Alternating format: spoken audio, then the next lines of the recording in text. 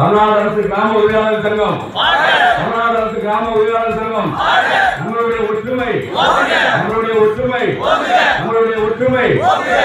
வனவாசம் போய் சீதையை அழைத்து கொண்டு ஆட்சி ஆயும் போது அங்கு உள்ள உதவியாளர் தெருவில் சுற்றி போயிருக்கிறார்.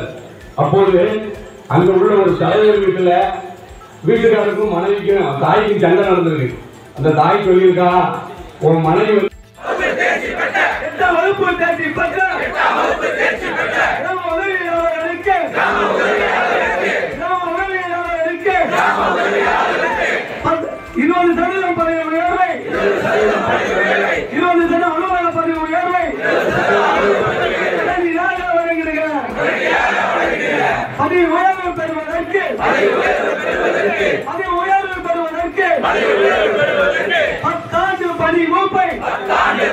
பத்தாண்டு பணி மூப்பை 5 ஆண்டு குறித்து